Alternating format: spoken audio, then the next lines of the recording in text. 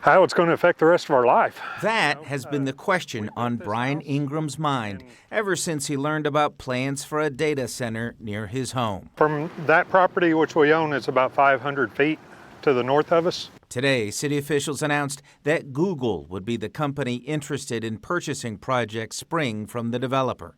A big reveal that finally came after months of hush-hush. They started talking about this data center back on March 19th is the earliest we can find, and the community didn't find out about it until early part of November. Last week, we told you about the lawsuit residents have filed against the city, alleging the property was improperly annexed. The secrecy and the backroom dealing without input from the public until it's too late and they feel like they're just going to ramrod it through.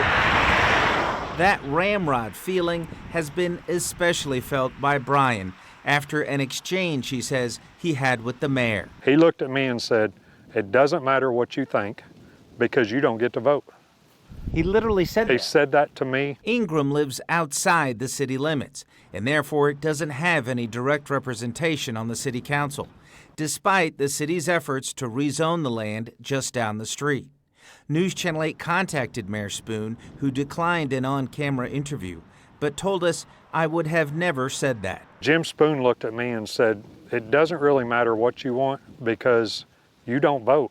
You have no voting voice because we're not part of we live in Sand Springs, but we're not part of Sand Springs proper, so we don't have a voice to vote." News Channel 8 reached out to Google, who declined to comment on the concerns of residents, but stated that there are FAQs on the Project Spring website, continuing controversy in Sand Springs, with a request that city leaders be transparent when it comes to public reaction to the data center. How many phone calls, how many emails, how many people have reached out to you to say no?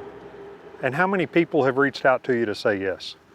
Because in my mind, they should vote how the people want, and if you have 1,000 people saying no, and if you have 1,001 people saying yes, then put it in because the ayes have it, but I'm pretty sure it's not going to be like that.